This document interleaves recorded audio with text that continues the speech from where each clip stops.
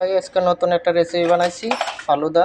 দেখুন কত সুন্দর করে এই ফালুদার আইটেমগুলাই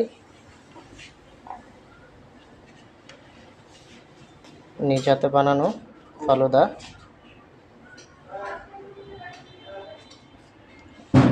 এখন আমি এটায় আনার দিব। আনার দেওয়ার পরে আপনার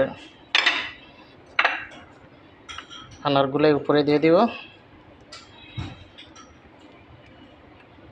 এইভাবে রেসিপিটা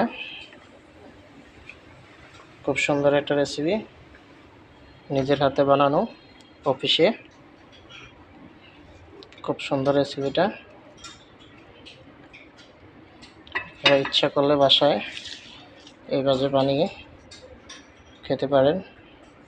খুব সুন্দর একটা রেসিপি। এখন এটা বানানো শেষ, আমি দিয়ে আসবো।